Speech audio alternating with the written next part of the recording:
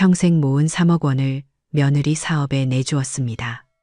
하지만 돌아온 것은 남편 제삿날 떠난 몰디브 여행 사진과 7천만 원이 넘는 명품 영수증이었습니다.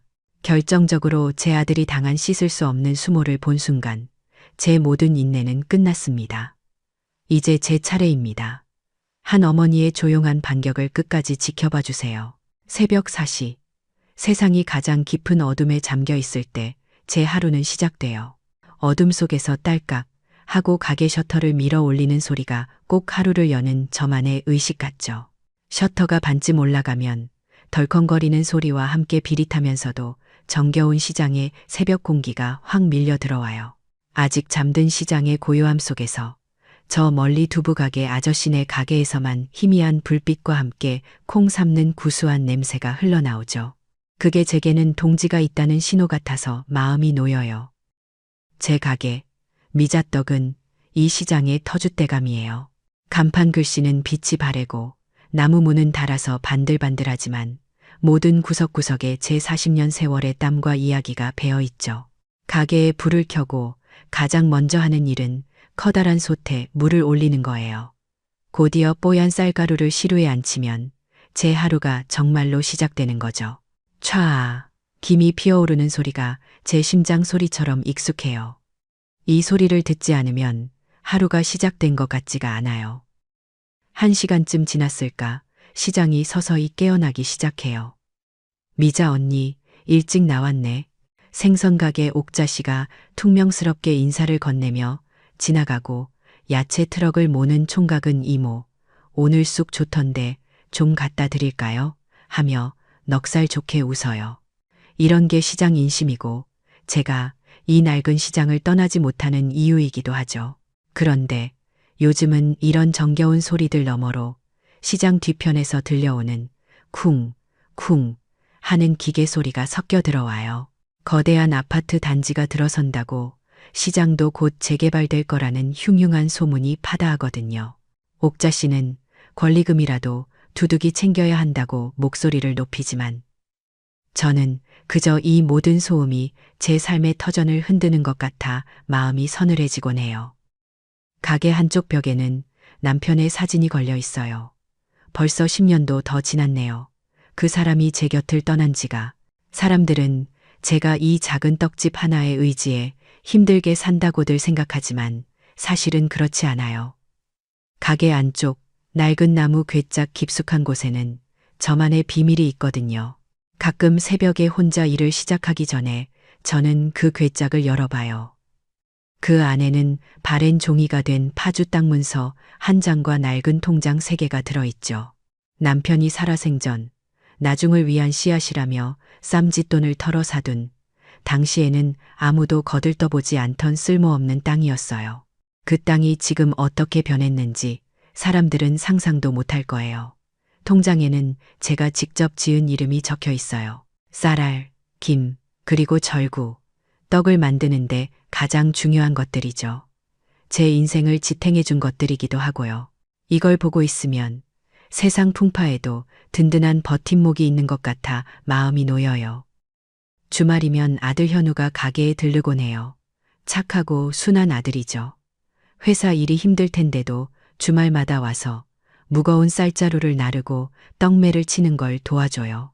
하지만 그 모습이 고마우면서도 한편으로는 짠해요. 너무 순해서 험한 세상을 어떻게 헤쳐나갈까 늘 걱정이거든요. 아니나 다를까 현우는 가게에 와서도 아내인 지민의 전화를 받느라 바빠요. 전화기 너머로 들려오는 쨍한 목소리에 어쩔 줄 몰라 하는 아들의 모습을 보면 제 마음이 다 답답해지죠. 알았어. 지민아, 내가 금방 갈게. 응, 어머니랑 같이 저녁 먹고 가려고 했는데. 알았어. 결국 아들은 땀도 식기 전에 서둘러 앞치마를 풀고 떠나요. 그 뒷모습을 보며 저는 아무 말도 할 수가 없었어요. 그러던 어느 날이었어요. 평소와 다름없이 떡을 찌고 있는데 시장 입구에 번쩍이는 외제차 한 대가 멈춰 서더라고요. 시장과는 어울리지 않는 그 차에서 내린 건 제 며느리 지민이었어요. 머리부터 발끝까지 잡지에서 튀어나온 사람처럼 꾸민 모습이었죠.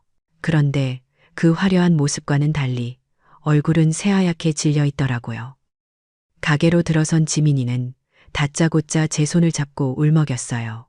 자기가 번아웃이 왔다는 거예요. 번아웃. 그게 뭔지 저는 처음 들어보는 말이었어요. 지민이는 요즘 젊은 사람들이 너무 치열하게 살다가 갑자기 모든 에너지가 방전되는 병 같은 거라고 설명하더군요. 유명한 심리 상담가를 찾아갔더니 당장 일을 그만두고 진정한 자아와 열정을 찾지 않으면 큰일 난다고 했대요. 그러면서 제게 스마트폰 화면을 보여주는데 그 속에는 지민이처럼 번아웃을 겪다가 자기만의 브랜드를 만들어 성공했다는 젊은 여자들 이야기가 가득했어요. 화려한 옷을 입고 멋진 곳에서 웃고 있는 사진들이었죠. 저는 그 화면 속 세상이 너무나 낯설고 아득하게 느껴졌어요. 스마트폰 뱅킹도 복잡해서 직접 은행에 가는 저인데 이런 세상은 정말 딴 세상 이야기 같았거든요. 제가 어리둥절한 표정으로 보고 있으니 지민이는 제가 세상 물정을 모른다고 생각했는지 더 신이 나서 설명하더라고요. 어머니, 저 이대로는 정말 사라져 버릴 것 같아요. 제가 진짜 하고 싶은 건 제 이름을 건 패션 브랜드를 만드는 거예요. 그게 제 유일한 탈출구예요.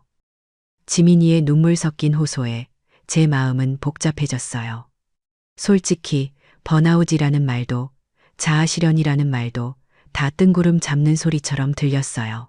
하지만 며느리의 창백한 얼굴과 절박한 목소리, 그리고 이 모든 상황을 방치했다가는 아들 현우의 가정마저 위태로워질 수 있다는 불안감이 제 마음을 무겁게 짓눌렀죠. 아들 내외가 불행해지는 건 제가 가장 두려워하는 일이니까요. 며칠 밤을 뜬 눈으로 세웠어요. 남편이 남겨준 씨앗들 이렇게 써도 되는 걸까? 평생 떡을 만들며 쌀알 한 톨의 소중함을 되새기며 살아왔는데 보이지도 않는 열정이라는 것에 이 큰 돈을 선뜻 내주는 게 맞는 걸까? 하지만 결국 저는 며느리의 눈물과 아들의 위태로운 가정을 외면할 수가 없었어요. 다음 날 저는 평소처럼 은행 창구를 찾아갔어요. 그리고 쌀알 통장에서 3억 원을 인출했죠. 제 평생 만져본 돈 중에 가장 큰 액수였어요. 두툼한 돈 봉투를 들고 가게로 돌아오는 내내 제 손은 미세하게 떨렸어요. 가게로 찾아온 지민이에게 돈 봉투를 건넸어요. 제 손을 떠난 돈의 무게가 어찌나 무겁던지 저는 지민이의 눈을 똑바로 보고 조용히 말했어요. 이건 내 인생의 미천이다. 함부로 쓰지 말고 쌀알 한 톨의 무게가 얼마나 무거운지 늘 생각하며 써야 한다. 하지만 지민이는 이미 자신의 성공 플랜에 완전히 취해 있었어요. 네, 어머니, 걱정 마세요. 제가 어떻게 성공하는지 꼭 보여드릴게요. 하며 활짝 웃는데 제 진심 어린 당부가 그 아이 귀에는 전혀 들리지 않는 것 같았어요. 그저 성공을 향한 부푼 꿈에 제 평생의 무게가 가볍게 잊히는 순간이었죠. 저는 그저 불안한 마음을 감춘 채 희미하게 웃어 보일 수밖에 없었어요. 3억이라는 돈은 제 평생의 무게와도 같았어요. 그걸 며느리 손에 쥐어주고 나니 마음 한구석이 텅 빈 것처럼 허전하면서도 다른 한편으로는 이제 아들 내외가 웃으며 살 수 있겠다는 신락 같은 희망이 피어올랐죠. 불안함과 기대감이 뒤섞여 며칠 밤을 설쳤어요. 하지만 떡을 찌는 일상은 변함이 없었고 저는 그저 묵묵히 새벽을 열고 하루를 보냈어요. 그러고 일주일쯤 지났을까요? 지민이가 다시 가게를 찾아왔어요. 전보다 얼굴색은 좋아졌는데 표정은 여전히 어둡더라고요. 이번에는 또 무슨 일인가 싶어 가슴이 철렁했죠. 아니나 다를까 지민이는 새로운 고민을 털어놓았어요.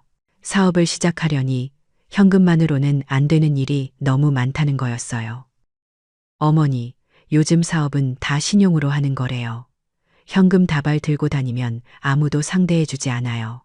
특히 저처럼 브랜드를 만드는 사람은 더더욱요. 그러면서 제게 신용카드 이야기를 꺼내더군요.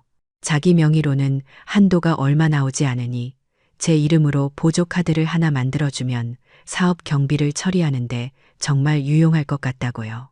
그 말을 듣는 순간 마음속에서 무언가 이건 아닌데 하는 소리가 들리는 것 같았어요. 3억 원도 큰 결심이었는데 이제는 제 이름으로 된 카드까지 내어달라니 제 평생의 원칙과는 너무나 다른 방식이었거든요. 제 망설임이 길어지자 지민이는 금세 눈시울을 붉혔어요. 어머니, 저 못 믿으세요? 정말 사업에 꼭 필요한 돈만 쓸 거예요. 어머니 돈 허투루 쓸 사람 아니에요. 그 애처로운 모습에 또다시 아들 현우의 얼굴이 떠올랐어요.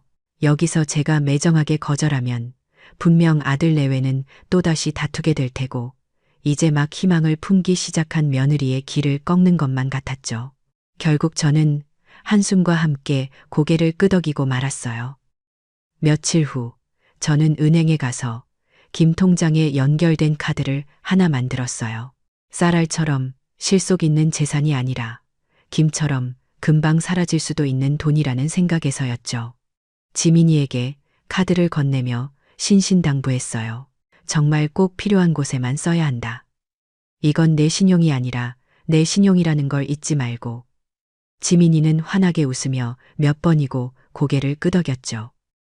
그렇게 불안한 희망을 품은 채 며칠이 지났어요.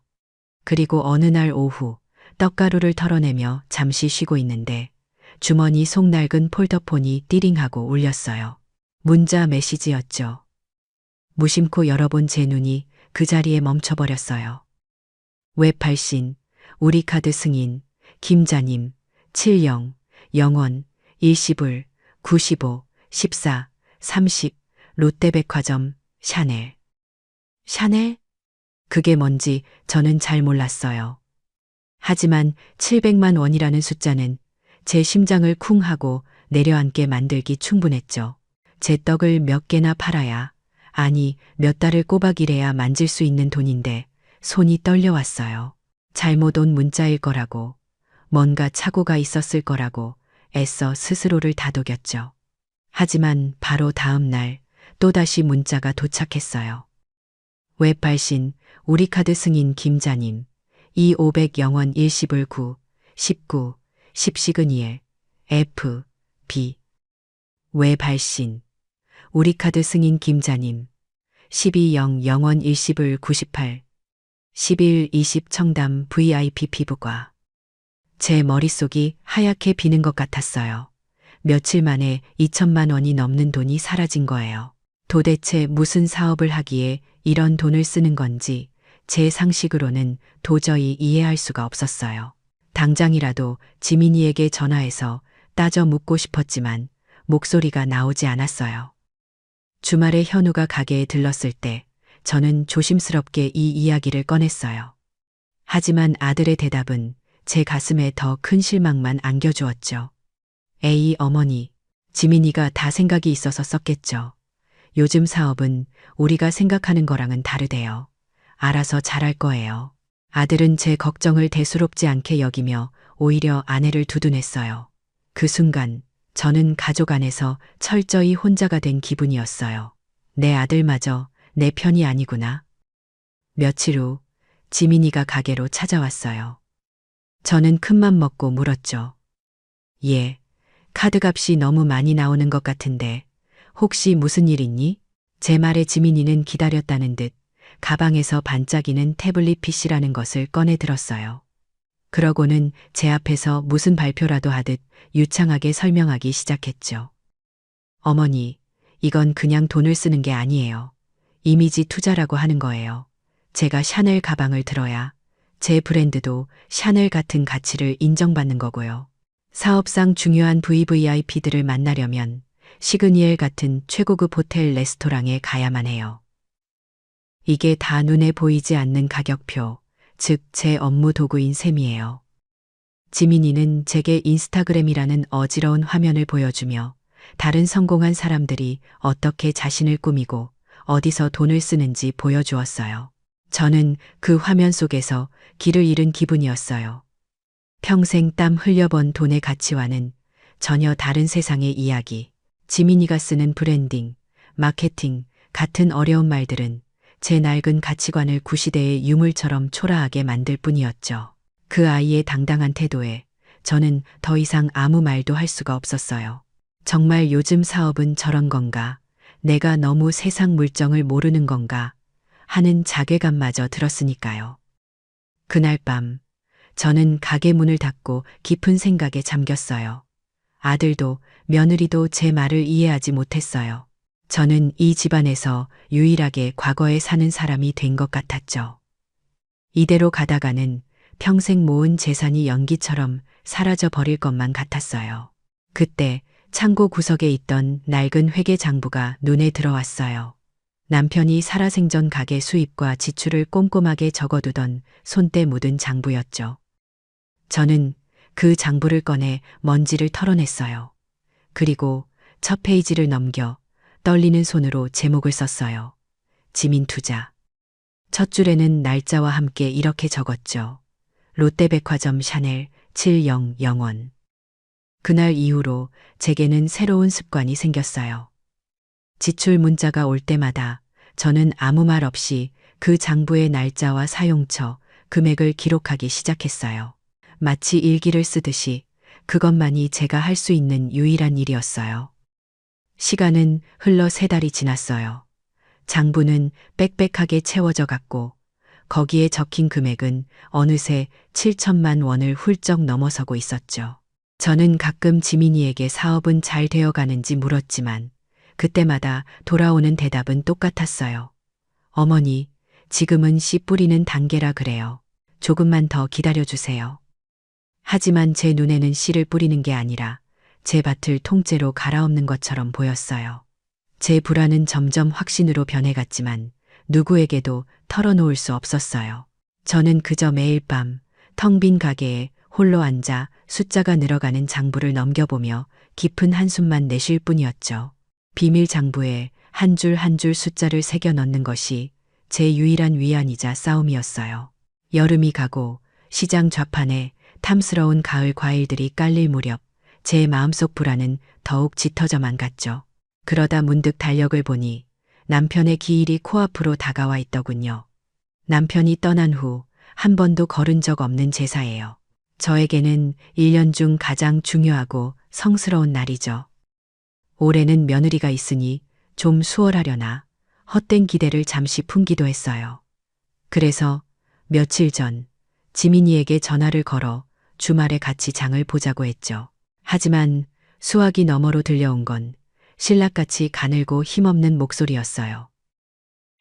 또 번아웃 뒤 재발했다는 거였어요. 어머니, 죄송해요. 몸을 조금만 움직여도 세상이 핑 돌아요. 정말 가고 싶은데 제가 가면 집만 될 것 같아요. 죄송해서 어쩌죠? 그 말을 듣는데 실망감보다는 덜컥 걱정이 앞서는 제 자신이 참 한심했죠.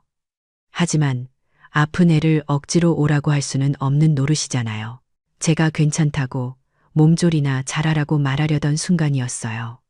지민이가 마치 준비라도 한 듯 대안을 내놓더군요. 어머니, 대신 제가 아버님께 제 마음이라도 보여드리고 싶어요. 요즘은 황제 제사상이라고 최고급으로 음식을 차려서 집까지 배달해주는 서비스가 있대요. 가격은 한 500만 원 정도 하는데 이걸로라도 제 도리를 다하게 해주세요. 500만 원. 그 돈이면 시장 상인들 잔치를 열고도 남을 돈이었어요. 하지만 아픈 며느리가 죽은 시아버지에게 마음을 쓰고 싶다는데 제가 어떻게 그걸 거절하겠어요. 마음 한편이 찜찜했지만 저는 결국 그러라고 허락하고 말았어요. 잠시 후 우리카드 승인 오영 영원 문자가 도착했죠. 저는 그저 며느리의 지극한 효심일 거라고 애써 믿고 싶었어요. 제삿날 저녁이 되었어요. 저는 아침부터 가게 문을 일찍 닫고 집 안팎을 쓸고 닦으며 손님 맞을 준비를 했죠. 오랜만에 만나는 시댁 식구들 앞에서 며느리 칭찬도 좀 하고 싶었고요. 저녁 7시가 되자 형님네 식구들을 시작으로 친척들이 하나둘 도착했어요. 집안은 금세 왁자지껄해졌죠. 저는 사람들에게 말했어요. 요즘 애들은 우리 때랑 달라서 이렇게 전문 업체에 맡기는 게 더 정성이라고 하더라고요. 우리 지민이가 아버님 생각하는 마음이 어찌나 깊은지 몰라요. 하지만 약속한 7시가 지나고 8시가 다 되어 가는데도 제사상은 도착할 기미가 보이지 않았어요. 집안을 채웠던 기대감은 서서히 불안한 수군거림으로 바뀌어 갔죠. 저는 애써 태연한 척하며 몇 번이고 배달업체에 전화를 걸었지만 받지 않았어요. 식은땀이 등줄기를 타고 흘렀어요. 친척들의 시선이 제게 따갑게 와 닿았어요. 요즘 며느리들은 저렇다더라. 돈으로 해결하려니 저 모양이지. 하는 비난 섞인 말들이 제 귀를 파고들었어요. 저는 평생 느껴보지 못한 창피함과 굴욕감에 얼굴이 불타는 것만 같았어요. 바로 그때였어요. 대학생 조카 녀석이 아무 생각 없이 제게 스마트폰을 불쑥 내밀며 소리쳤죠. 작은 엄마, 형수님 몰디브 가셨네요. 와, 대박. 진짜 좋겠다. 그 순간 제 주변의 모든 소음이 멎는 것 같았어요. 조카의 스마트폰 화면 속에는 너무나도 쨍한 푸른 바다를 배경으로 제 아들 현우와 며느리 지민 그리고 환하게 웃고 있는 사돈어른까지 세 사람이 샴페인 잔을 높이 들고 있었어요. 너무나 행복해 보이는 모습이었죠. 그 사진 밑에는 이런 글이 적혀 있었어요. 사랑하는 부모님과 함께하는 깜짝 번아웃 힐링 여행, 가족 여행, 몰디브, 남편 찬스. 남편 찬스. 그 글자가 제 심장을 산산조각 내는 것 같았어요. 제 아들이 자기 아버지 제삿날에 처갓집 식구들을 데리고 여행을 떠난 거예요. 그것도 제 돈으로. 저는 그 자리에 얼어붙어 아무 말도 아무 생각도 할 수가 없었어요. 그 순간 저는 세상에서 가장 어리석고 가장 고독한 사람이 되어버렸죠. 친척들은 어색한 위로 몇 마디를 건네고는 썰물처럼 빠져나갔어요. 텅 빈 거실, 차갑게 식은 과일 몇 개만이 놓인 상 앞에서 저는 밤이 깊어가는 줄도 모르고 홀로 앉아 있었어요. 다음 날 아침, 저는 떨리는 손으로 제사상 업체에 전화를 걸었어요. 밤새 잠 못 이루고 수십 번을 되뇌었던 질문을 던졌죠. 어제 저녁 주문에 대해 묻자 상담원은 너무나도 사무적인 목소리로 대답했어요. 아, 그 주문은요, 고객님. 결제하시고 30분 뒤에 바로 취소 처리되어서 전액 현금으로 환불해드렸습니다. 전화기를 내려놓는 순간 마지막 남은 한 톨의 희망마저 바스러져 내렸어요. 처음부터 제사돈 500만 원을 현금으로 빼돌릴 작정이었던 거죠. 그날 밤 저는 가게 문을 닫고 텅 빈 가게에 홀로 앉아 남편의 영정 사진을 하염없이 바라봤어요. 분노와 슬픔, 배신감에 눈물이 쏟아졌지만 곧이어 눈물은 차갑게 마르고 그 자리에 얼음 같은 무언가가 들어차는 기분이었어요. 그때 문득 서랍 깊숙한 곳에 넣어둔 제 인감도장이 생각났어요. 꺼내서 확인해 보니 도장 케이스 안에 며칠 전 동사무소에서 발급된 인감증명서, 영수증 한 장이 들어 있었어요. 저는 뗀 기억이 없는데 섬뜩한 예감이 제 온몸을 훑고 지나갔어요. 저는 더 이상 망설이지 않았어요. 주머니에서 낡은 폴더폰을 꺼내 차갑고 단호한 표정으로 카드사 상담센터에 전화를 걸었어요. 그리고 또렷한 목소리로 말했죠. 지금 당장 제 카드에 연결된 보조카드 정지시켜 주세요. 폭풍 전야라는 말이 있죠. 딱 그날 오후가 그랬어요. 저는 카드도 해지하고 밤새 뒤척이며 모든 걸 정리했어요. 슬픔과 분노가 지나가니 마음이 이상할 정도로 차갑고 고요해지더군요. 다음 날 저는 평소처럼 새벽에 가게 문을 열고 떡을 쪘어요. 하지만 제 손놀림에는 이전과 같은 정겨움 대신 칼날 같은 단호함이 서려 있었죠. 시장 상인들은 제 얼굴이 평소와 다르다는 걸 느꼈는지 멀찍이서 지켜보기만 할 뿐 말을 걸지 않았어요. 예상대로였어요. 점심시간이 조금 지나자 시장 입구에 요란한 경적 소리와 함께 그 번쩍이는 외제차가 멈춰 섰죠. 차문이 거의 부서져라 열리고 잔뜩 화가 난 얼굴의 지민이와 그보다 더 험악한 표정의 사돈어른이 내리더군요. 두 사람은 제 가게로 망아지처럼 달려왔어요. 가게 문을 거칠게 열어젖힌 지민이가 삿대질부터 하더군요. 제가 VVIP 파트너를 만나서 중요한 계약을 하려던 참에 카드가 정지되는 바람에 개망신을 당했다면서요. 어떻게 상의 한마디 없이 카드를 끊을 수 있냐며, 제정신이냐며 악을 쓰는데 그 모습이 어찌나 뻔뻔한지 헛웃음이 나올 뻔했어요. 저는 말없이 떡시루 옆에 놓아두었던 낡은 회계 장부를 들어 계산대 위에 탁 하고 펼쳐놓았어요. 그리고 어제까지 꼼꼼하게 기록해둔 마지막 페이지를 손가락으로 가리켰죠. 그 아이에게 먼저 이야기해보자고 했어요. 7천만 원짜리 이미지 투자와 500만 원짜리 몰디브 제사에 대해서 말이에요.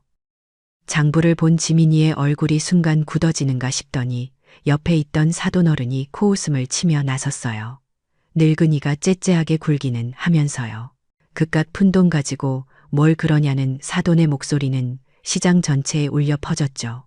듣자 하니 파주 땅 보상금으로 수천억을 받게 된다던데 우리 지민이가 그거 관리해 주느라 얼마나 고생하는 줄은 아냐고요.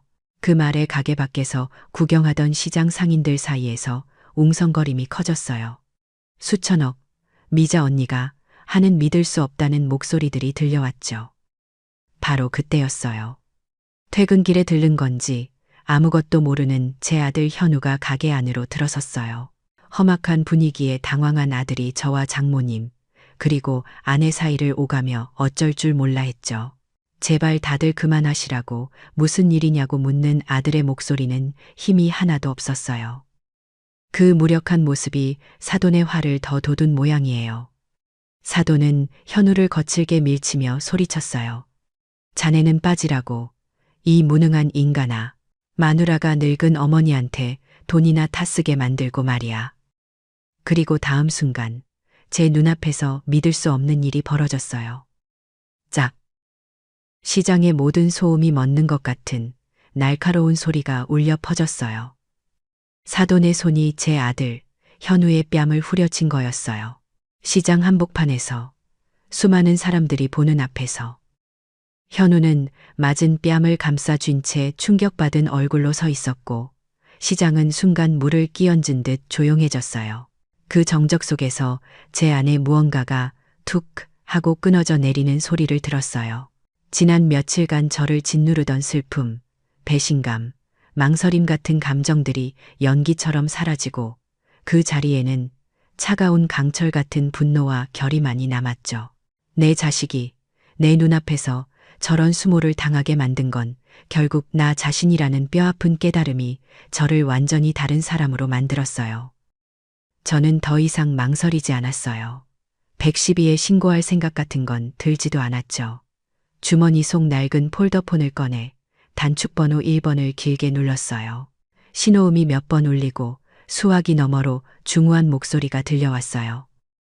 저는 조금의 떨림도 없는 목소리로 말했어요. 홍 변호사님, 저 김미자입니다. 지금 당장 제 가게로 와주세요. 모든 서류 전부 가지고요. 전화를 끊는 제 모습을 지민이와 사돈은 여전히 상황 파악이 안 된다는 얼굴로 쳐다보고 있었어요. 가게 밖에서는 누군가 세상에 사위 뺨을 때려 하며 혀를 차는 소리가 들렸고 한 젊은 상인은 이 모든 상황을 스마트폰으로 촬영하기 시작하더군요. 저는 그 모든 것을 무심하게 바라보며 조용히 폭풍이 도착하기를 기다렸어요. 제 길고 길었던 인내의 시간이 바로 그 순간 끝났다는 것을 직감하면서요. 제 전화 한 통에 시장의 시끄럽던 공기가 마치 칼로 자른 듯 팽팽해졌어요. 지민이와 사돈어른은 여전히 분이 안 풀린 얼굴로 저를 노려봤지만 그들의 눈빛 속에는 변호사 하는 당혹감이 스치기 시작했죠. 제 아들 현우는 넋이 나간 얼굴로 맞은 뺨을 감싸쥔 채 이 상황을 이해하지 못하고 있었고요. 구경하던 시장 사람들은 이제 단순한 호기심이 아닌 무언가 큰일이 터졌다는 예감에 숨을 죽이고 우리를 지켜보고 있었어요. 시간이 영원처럼 느껴지던 그 순간 시장 입구 쪽에서 사람들이 웅성거리며 길을 터주기 시작했어요. 곧이어 낡은 트럭과 오토바이들 사이로 시장과는 전혀 어울리지 않는 검고 반짝이는 고급 세단 한 대가 천천히 들어왔죠. 차는 제 가게 바로 앞에 멈춰 섰고 말끔한 정장을 입은 중년의 남자가 서류 가방을 들고 내렸어요. 그는 주변을 한번 훑어보더니 곧장 제게로 다가와 90도로 허리를 숙여 인사했어요. 그의 입에서 나온 첫 마디에 시장의 공기는 그대로 얼어붙었어요. 절구신탁 자산운용의 법무팀장 홍진규입니다. 회장님. 회장님. 그 세 글자가 마치 천둥소리처럼 제 가게 안과 밖을 울렸어요. 지민이와 사돈의 얼굴이 하얗게 굳어지는 것이 보였죠. 회장님이라는 단어가 무슨 뜻인지 이해하려는 듯 그들의 눈동자가 미친 듯이 흔들렸어요. 아들 현우 역시 충격에 입을 벌린 채 저와 홍 변호사를 번갈아 쳐다보았죠. 시장 상인들 사이에서는 회장님이라고 미자 언니가 회장님이었어? 하는 믿을 수 없다는 속삭임이 파도처럼 번져나갔어요. 홍 변호사는 주변의 소라는 아랑곳하지 않고 들고 온 서류 가방을 계산대 위에 올려놓았어요. 그는 가방에서 서류 몇 장과 반짝이는 태블릿 PC를 꺼내 지민이와 사돈 앞에 펼쳐 보였죠. 먼저 유지민 씨의 창업 자금 3억 원 건부터 말씀드리겠습니다. 홍 변호사는 태블릿 화면을 손가락으로 밀어 계약서 하나를 띄웠어요. 이 3억 원은 김미자 회장님 개인의 돈이 아니라 저희 절구 펀드에서 집행한 조건부 투자 대출입니다. 여기 계약서 5조 3항을 보시면 투자금은 사업 목적 외 사용 및 기망 행위가 입증될 시 펀드는 원금 및 약정 위약금에 대한 즉시 상환을 요구할 수 있다고 명시되어 있습니다. 그는 이어서 다른 화면을 보여주었어요. 그 화면에는 지민이가 지난 몇 달간 사용한 카드 내역이 빽빽하게 정리되어 있었죠. 샤넬 가방, 시그니엘 호텔, 청담동 피부과, 제 비밀 장부에 적힌 것보다 훨씬 더 상세한 내역이었어요. 홍 변호사는 말을 이었어요. 유지민 씨는 이 돈을 사업이 아닌 개인적인 사치와 유흥에 사용했습니다. 이는 명백한 계약 위반이며 저희 펀드는 오늘부로 원금 3억 원과 위약금 전액에 대한 상환 절차를 시작하겠습니다. 지민이의 입술이 파르르 떨리기 시작했어요. 사돈은 무슨 말도 안 되는 소리냐며 소리치려 했지만 홍 변호사는 그럴 틈도 주지 않고 다음 서류를 내밀었죠. 둘째, 파주 토지를 포함한 회장님의 모든 재산 소유권에 대한 건입니다. 그의 목소리는 더욱 차가워졌어요. 사돈 어른께서 아까 파주 땅 보상금 운운하셨는데 잘못 알고 계십니다. 파주 토지를 포함한 김미자 회장님의 모든 개인 자산은 이미 10년 전 저희 회사가 관리하는 개인 신탁 절구에 전부 귀속되었습니다. 모든 자산의 법적 소유권과 관리, 처분 권한은 저희 자산운용사에 있으며 회장님께서는 수익권자일 뿐입니다. 따라서 상속 절차가 개시되기 전까지 직계 가족이라 할지라도 유지민 씨나 박현우 씨는 해당 자산에 대해 단 1원의 권리도 주장할 수 없습니다. 홍 변호사가 신탁이니 수익권자니 하는 어려운 말을 하자 사돈은 무슨 소리인지 모르겠다는 얼굴이었지만 한 가지는 확실히 알아들은 듯했어요. 자신들이 노리던 그 파주 땅이 그림의 떡, 아니 아예 존재하지 않는 떡이나 마찬가지라는 사실을요. 지민이의 얼굴은 이제 하얀색을 넘어 잿빛이 되어가고 있었죠. 그리고 홍 변호사는 마지막 서류를 꺼내 들었어요. 그의 눈빛이 서리발처럼 날카로워졌죠. 마지막으로 가장 심각한 문제입니다. 사문서 위조 및 사기 미수건입니다. 그는 태블릿 화면에 CCTV 영상 하나를 띄웠어요. 며칠 전 한 대부업체 사무실의 영상이었죠. 영상 속에는 지민이와 사돈이 한 남자와 마주 앉아 무언가 서류를 건네는 모습이 선명하게 찍혀 있었어요. 홍 변호사는 이어서 음성 파일을 재생했어요. 이 미자떡 가게가 유일한 재산인데 노인네가 곧 갈 때가 돼서 우리가 미리 담보 잡고 2억만 융통하려는 겁니다. 사돈의 목소리였어요. 너무나도 선명한.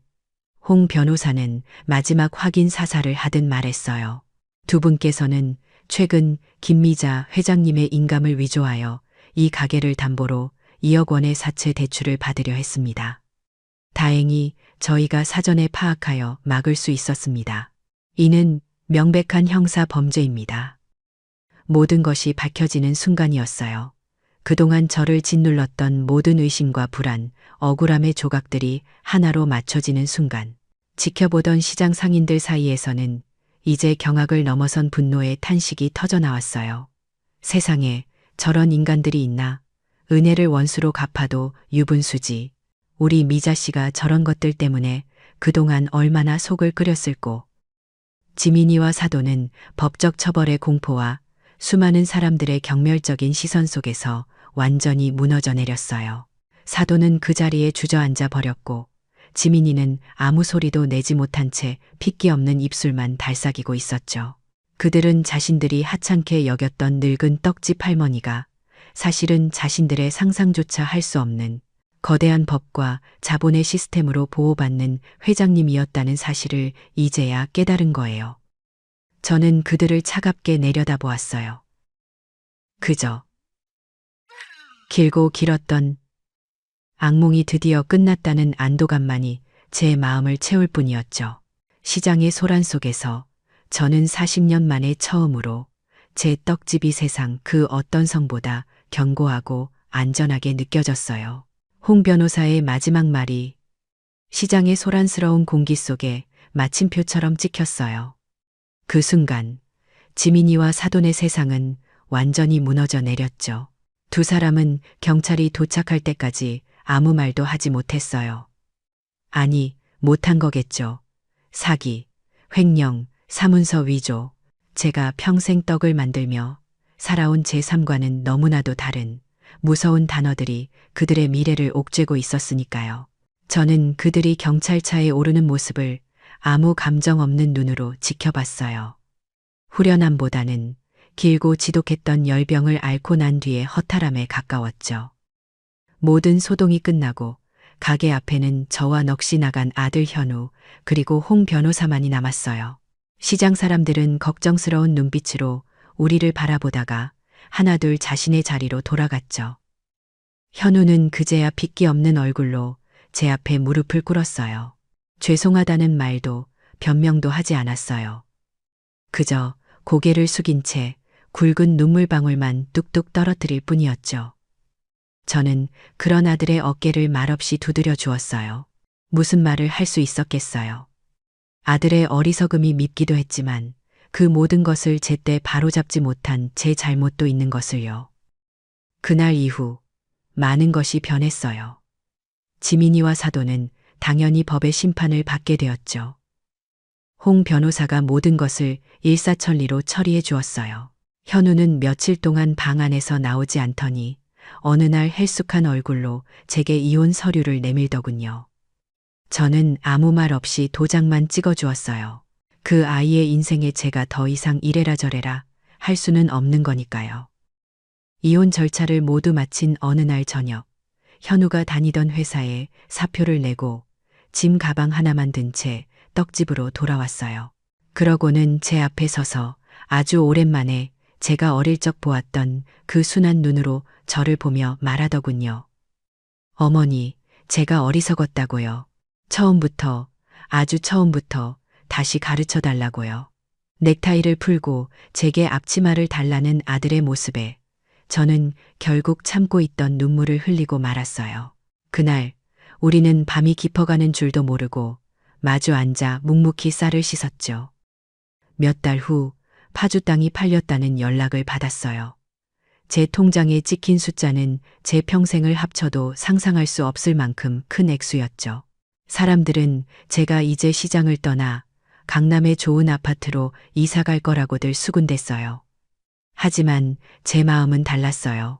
제 인생이 담긴 이 시장, 저를 지켜준 이웃들을 떠나고 싶지 않았거든요. 저는 그 돈으로 가장 먼저 제 떡집 주변에 낮고 비어있던 점포 몇 개를 사들였어요. 그리고 그 자리에 건물을 새로 올리기 시작했죠.